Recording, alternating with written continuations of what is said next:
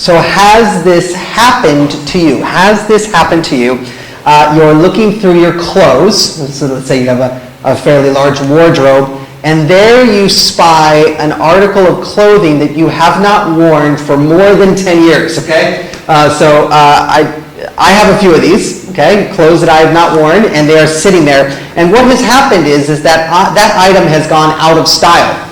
And so there it has sat by itself, feeling sad and lonely, and it is no longer acceptable to wear this in public.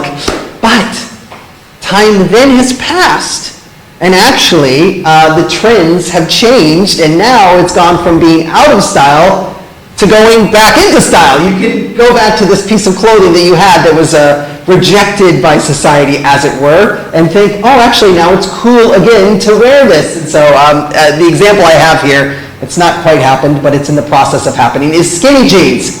Does everybody remember this trend, skinny jeans? Yeah, some of you are looking like, I wish I could forget it. All right, so this was a big trend for, I think it was like 1 or 2 years. Everybody bought these, and we're wearing them, and we're talking in higher pitched voices because they're very tight on you. And I, in fact, have some skinny jeans. Then I was told by people who are in the know that has fallen quite out of favor, and the skinny jeans have gone away. But I've just been informed within the last, I don't know, year even, that maybe they're making a comeback, and maybe they're about to cycle in and become quite popular again. And so I'm glad that I've kept them in their little corner. And this is kind of true with the fashion industry, isn't it? It's recycling and repopularizing what has come before. Now we're starting this mini-series called Encountering Modern Spirituality. And there's 3 things that I am hoping we'll get out of our time together. The first is it's going to give us a bit of knowledge about what people around us believe. We need to be wise to what they think life is about. And guaranteed, they have thoughts about what they think life is about. And they're living out those lives, and they're living out those thoughts. And it's leading to a certain place for them. And we should be aware of that. What is it that they believe? And we'll explore a bit of that during this series. Give a bit of knowledge. The second thing is I want to show that Christianity still holds its own, as it were. Not only does it hold its own, it really is, at the end of the day, and this is what I'm going to argue. You may disagree with me, that's fine. But this is the best practice. This is the way that you ought to spend your life. Believing this book, which is, some parts are over 4,000 years old, but 2,000 years at least old. Still very relevant for our life. Still best practice to believe these things. And then the third thing is to show that this new spirituality, and this is what I was hinting at in our introduction, is actually just repackaged old stuff. Okay? It's really not new. The new part is maybe more emphasis, maybe some different terminology, but it's the same concepts rehashed and thrown back into the mix, and it may go out of fashion and then be picked up in another 20 years. Just like my skinny jeans, okay? That's what's really going on. We think that we are a modern society who has left our primitive ways back in the dust. But the truth is, we are just taking all of their stuff and we're repackaging it, and that's what our society believes today. And because it's repackaged stuff, it has the same problems that it's always had. It didn't work back then. And I'm going to debate, and of course you can disagree with me, but I'm going to debate it doesn't work now. It doesn't work now. This morning we're going to look at our number 1 trend as far as spirituality in this country, and it's been spoken about already, and this is the way I'm going to the terminology I'm going to give it. It's spiritual apathy towards God, being spiritually apathetic towards His existence and role in our world. This is a big, big thing. We'll see this in a moment in our society. Now I'm going to give you one idea that I hope you'll think about just for the whole lesson. If there was just one idea that you walk away with, it would be this one. Spiritual apathy is our societal norm. It's easy to fall into, but it only robs us of peace and a relationship with God. Spiritual apathy is our societal norm. It's easy to fall into, but it only robs us of peace and a relationship with God. Okay, so let's start by looking at this very popular belief system trend. Belief system trend that we see, spiritual apathy with God. Talk a little bit about statistics. Many of you have heard this year that, and maybe it was last year that this came out, that we are no longer a Christian nation. You heard that being said. We're no longer a Christian nation. And this is quite the understatement. 3 to 4% of people in this country, British people, attend church once a month or more. So the vast majority of people do not attend church properly, if you will. Okay? Study from 2022, which I'm happy to make available to you, from King's College London about our spirituality. I think it was entitled Changing Views on Faith and Falling Away from traditional religion. Okay, so that's where we're going. Okay, and in the study it says less than half of us believe, quote unquote, believe in God. 51% don't believe in God. Don't believe in a specific deity. And then it follows on from that. Even less believe in an afterlife. Less than 40 believe in heaven, 40%. And hell is very unpopular. Less than 25% believe in hell. Okay? There's only 2 nations that pray less in the world, that pray less than our own nation. And that's China and South Korea. And we are in the top as far as, there's a term for this, secularization. We're in the top as far as secular societies in this particular study, but in general, we're a very quote unquote secularized nation. Now, as John Lennox was the one speaking there, as he showed us in the video, not believing in God is actually a faith and a belief, and this is actually like any other religion. You have a religion, if you're an atheist, you have a religion, and the religion is, I don't believe, right, in these things. I don't believe this, I don't believe that, I don't believe it. Yeah, I don't believe. Now I just want to point out one extra thing here. This is not just atheists, this 51%. It's not just atheists and agnostics that we're talking about. Actually, atheism and agnosticism make up only a fraction of this. It's 18% of the total, okay? Of that number. Rather, what we're talking about is we're talking about someone who claims no specific belief in a deity. They might even think God is real, and we'll talk about that, but they don't know. It's just unspecific. It's unspecific in tone. It's like they're saying God could exist, or he might not. I don't know. I'm not sure I care that much. It doesn't necessarily matter. God could exist, he may not. I don't know. Not sure I care. Perhaps it doesn't matter. Okay, that's spiritual apathy with God. That's the terminology that I want us to be thinking about.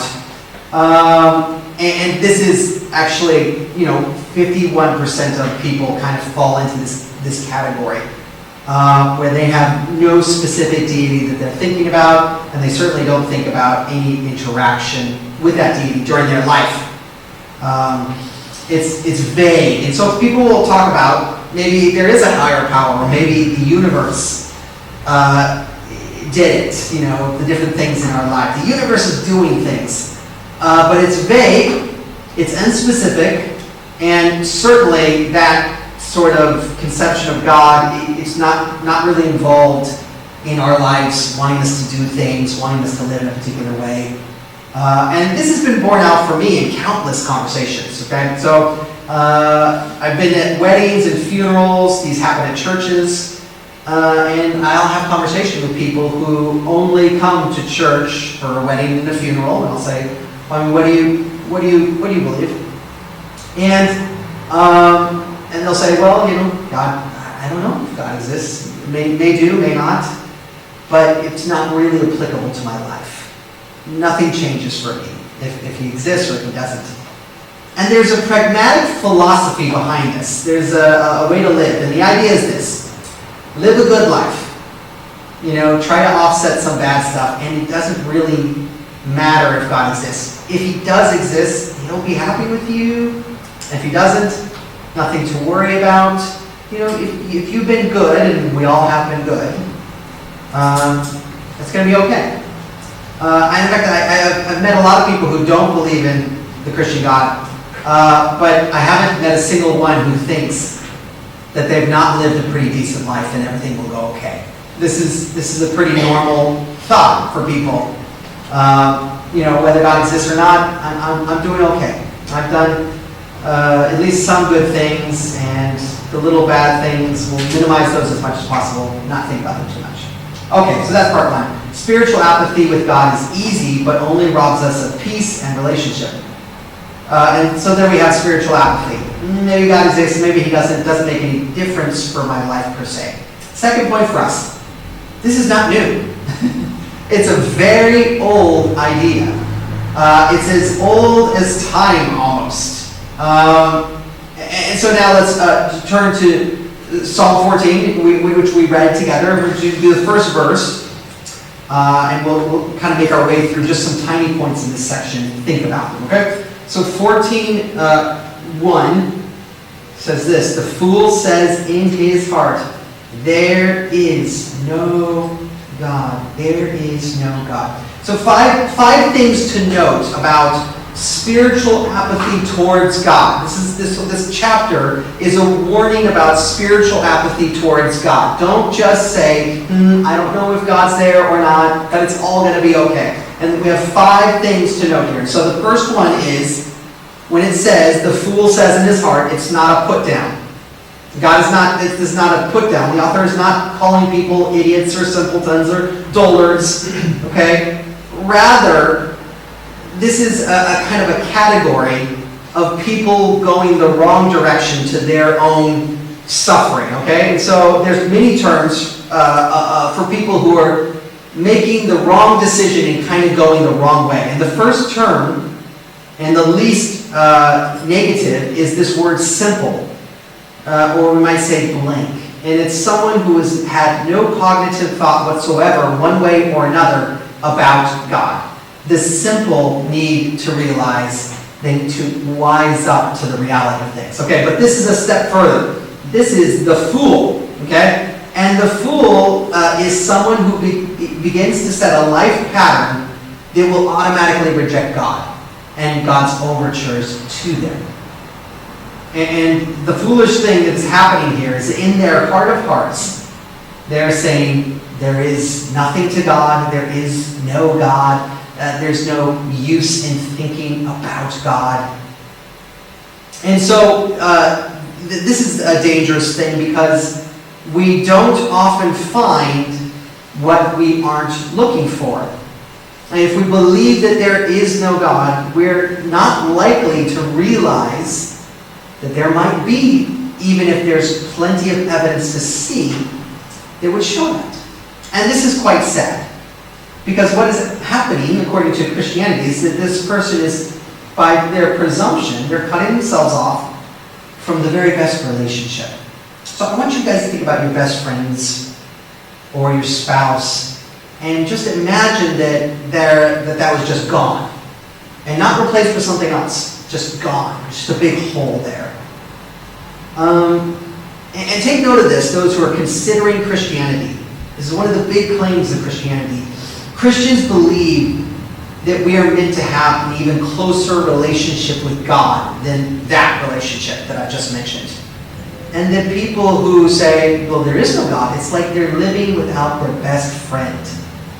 They're living without the person who cares for them most. And that's sad. Okay, that's number 1. Okay? It's not a put down, it's a warning. It's a warning about the way we live our lives. And then the second thing is, the fool says there is no God, but we're not talking about primarily atheists. Atheists are certainly being talked about. When it says there is no God, there are people who say God does not exist, and that's true. That's what this is saying. That's foolish. But it's also talking about people who are saying, well, God may exist or he may not exist. I'm not sure it's relevant for my life. I'm not sure anything changes for me based upon his being around. In other words, this is our modern conception right here about how we're looking at God. It's, I don't know, I haven't thought about it, and Is it really important? I don't know. I'm just going to go about my things, and I'm sure that things could potentially go well for me anyway. I don't need to talk to God. I don't need to figure this out. Okay?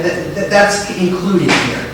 And if you're holding that position, the position that you're a pretty decent person, you don't really need to think deeply about who specifically God is. I'm going to plead that you would consider that and think about all these things that we're about to talk about here, that this isn't actually a good thing at all. Okay? So third, we're told a major reason for why these people are apathetic here. And the major reason is they have contrary life decisions, okay? They don't, God does not gel with what they've chosen to do. Okay, now, there's some important caveats here. Unbelief is not only because of, well, God is asking me to do things that I don't want to do, and so I will stop believing. People disbelieve for many reasons. So they disbelieve because their lives have gone through tragedy. They disbelieve because they've been through suffering. I'm just going to give you a couple. There are more. They disbelieve because following God hasn't really paid off.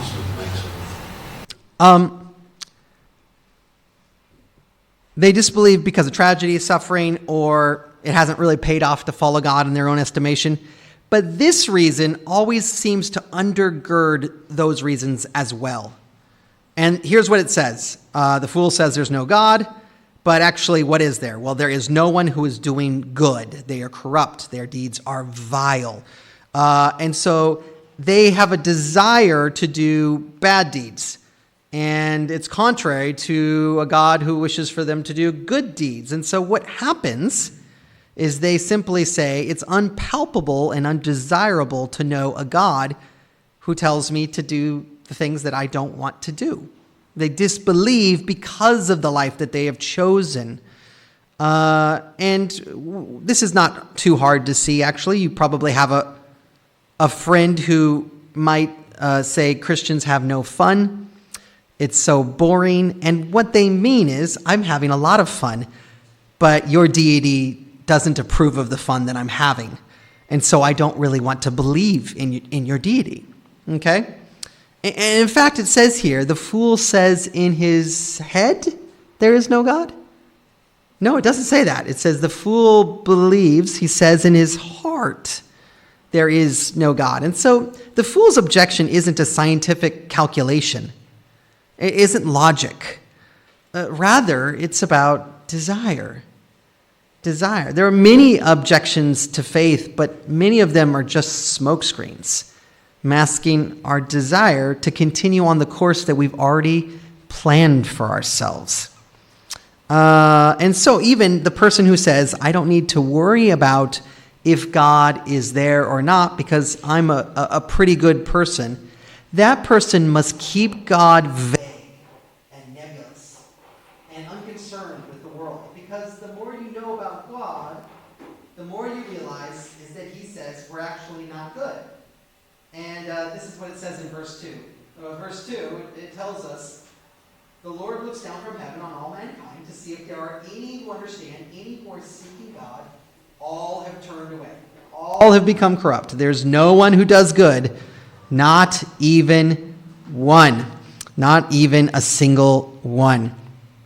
Now, in context, the author is talking about people who are rejecting knowing God, but it is actually universal. Everyone does and has this bent towards doing bad things. Even when we do something good, there's a little bit of bad in the good that we intend to do. It's selfish. It's about us. And so it ends up not being completely good. And so if you want to hold the idea that you've lived a good life and God will surely accept you, you don't really want to get too close to the God of the Bible because he'll reveal that you're a sinner and that you need a Savior. In fact, and I don't know if you've experienced this, there is a sense in which when you talk to somebody who doesn't know about the Christian God, there is a sense in which they are afraid to find out. Okay? They're afraid to find out who he is because it might reveal that he's really not okay with us as things are as they stand, right? That they aren't as good as they hoped they would be. Now, when I have conversations with people who don't believe, I many times will say, you know what, I actually have a couple stories where God has done miraculously in my own life and some relatives' lives, like miracles. Would you like to hear a miracle story? So I just ask straight out, are you interested in hearing about how God did a miracle? And more than one person has said, no, because that will scare them into seeing, actually, maybe this is real. And if it is real, maybe I'm really not right with God. But I'm under the impression that everything is real and that or isn't real. It's all vague and everything's going to be fine. I had a conversation just like this the other day on vacation with somebody where I said, well, let me just tell you. He said, there's no proof that God does anything in the world. And I was like, well, actually, I have a couple things. And then he said, well, no, there's no proof that God does anything in the world. And he just completely ignored it. He was so scared of the idea that God is real and that actually he might be a sinner. Now, a couple more things. Fourth, spiritual apathy doesn't work, not even in the short term, okay? And so verses 4 through 5, we have feigned ignorance leads to a state of dread. Do they know nothing, the author says. But look, they're terribly, terribly afraid. And so this idea that, we can't know anything about God, it's all vague, it's all blurry, just try your best, that really doesn't help our situation. It just pushes the problem further away to deal with it later. It's like procrastination, okay? I did a lot of procrastinating in university and graduate school, more in university. In university, I was so lazy. I would wake up the day of an exam and I would open my book for the first time and I would be like, I'm going to study this for the next 3 hours, and if I can't pass the exam, then maybe I wasn't meant to pass the exam. This is how I thought about life, right? And I would procrastinate. And you would think, and I would say, the reason I'm doing this is because I want to have fun, I won't get to have fun if I get serious about this. But you know what? It wasn't really fun. Because in the back of my mind, I always knew that I still had to do it, that it was still coming. And so many people are bothered by this idea that, hey, I don't know God, and this is a great way to put it off, but it doesn't actually solve the problem. It's always in the back of people's minds, bothering them. This week on Facebook, someone had written a pro-Christian statement, and then underneath in the comment section, they said, you Christians are all the same, you're just afraid of dying. Okay, somebody else said, you Christians are all the same, you're just afraid of dying. And I was about to instantly write a response, which, by the way, you probably shouldn't put that stuff on Facebook. I'm just saying, or Instagram, you shouldn't have these. They have these like virulent, like really nasty, sharp conversations on Facebook. It's probably not the place for a big conversation. Well, anyway, I was going to put something down, and I was thinking about not doing it. And then I realized right under that comment that there were 20 comments under that, and they all said what I was about to say.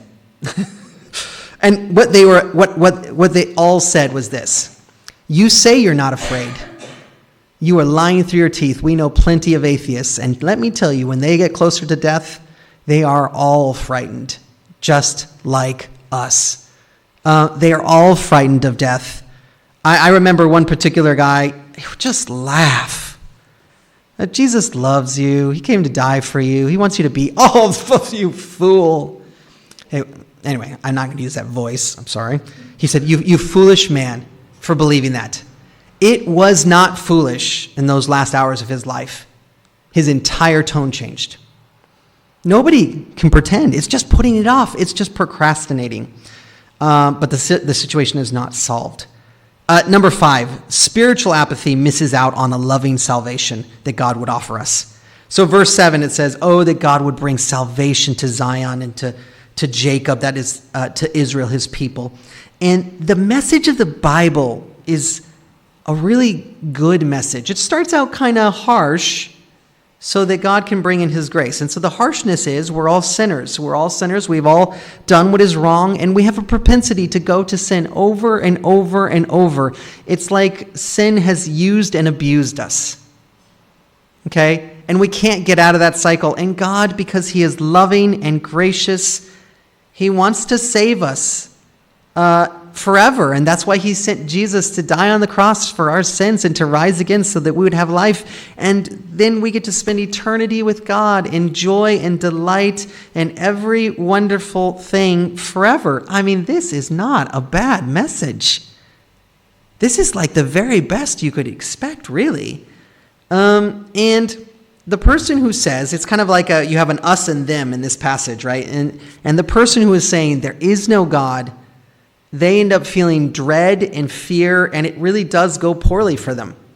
But on the other hand, you have God's people, and salvation is coming for them. And salvation is coming from them. So, those of us who like to weigh things up, let's just weigh this up. You could have some momentary pleasures now and tell God to shove off and go do his own business. You're not interested in him. Or you could acknowledge that you need his help now and spend an eternity and have all the delights that you want forever and ever and ever in his presence. Which one do you think you ought to choose? And now let's think about this. The person who chooses the former has made an incredibly foolish decision. The fool has said in his heart, there is no God. Spiritual apathy with God is a societal norm. It's easy to fall into, but only robs us of peace and relationship. So what are some applications we can take from this first idea? The first thing I want to say is, can I just talk everybody out of apathy? The idea that we don't need to be bothered figuring out something specific about God, putting our trust specifically in Jesus, that this is really not going to work for you. And the reason it won't work is because it's not true. God can be known. The story of Jesus is made precisely so you can put your hope in him and live. God's arms are open wide. Why sit there in unbelief? Now, I'm not telling you just believe for goodness sake. That's not what's going on here. What I'm saying is dare to investigate with an open heart. Dare to, especially I would encourage you, dare to read the Bible and decide if you believe this. Okay? Dare to do it. And dare to ask God, hey God, if you're real, reveal yourself to me. Read the Bible. Ask God to reveal himself. Dare to look at the evidence. I was an atheist. I looked at a lot of evidence before I came out of that atheism, and that was good. I'm not saying just put all the evidence aside and say, I just believe. Don't do that. Look at the evidence. It will point you home to God. May I talk you out of apathy. It is not the way you want to go. The second, this is a negative statement. So far it's been a bit of a down sermon. Ignoring God brings displeasure and wrath. I mean, that's kind of negative, but actually the reverse is true. And it's worth thinking about. Accepting God, living by his grace, and then living day to day to please God, just to the extent that God is not pleased when we say, you're not there and I will not live by you. He is completely pleased when we have faith and we live by it. Every day when we wake up, if you wake up and you say, I'm going to live in the grace of God today, I'm going to do what God wants, I'm going to live for my audience of one. Everywhere you go, there might be people there watching you, or there may not. But God is always watching. And he wants you to know when you live by faith, he is thrilled with that. We read this verse, didn't we? Apart from faith, it is impossible to please God. But we can turn it around. With faith, faith in Jesus, specific faith, with faith lived out, it is impossible not to please God. Okay, you will always please him when you put your faith in him and live that out. And we Christians should not go about living as if God doesn't exist, effectually. Rather, we should do everything thinking, what would Jesus want me to do? Jesus has done so much for me. Every moment, every breath, I'm going to live it for him. That's the correct way to look at this. And your lives will be blessed if you do so. Third, understand when you talk with somebody who is, quote, secular, that they are really bothered, even though they're telling you the same line that you've heard over and over again. So they, say, oh, you can't know anything about God. Oh, I I've lived a good life. When people say that, they are saying something to themselves that even they know isn't really true. And they're going to have to maintain it. They're going to have to modify it and maintain it and say, I did this good thing, I did that good thing. And yet the peace that it offers eludes them. They don't really feel like things are right with God still. And they would well appreciate, in many cases, being told that they don't have to be good enough, that they never can be, that God has done all the business of saving them and making them right with him. This is just a first lesson into what we'll be looking at. We're going to talk about New Age movement, which actually started right here. The New Age movement is kind of a UK creation. We'll be talking about energies and the universe being God and all that in the coming weeks. But for the moment, let's think about those things. Let's not walk in apathy. Let's remember there's a positive way we can please God, and that's by faith. And let's remember as we talk to others that in fact they want to know they can be right with God, and they don't feel that peace automatically. Let's just pray.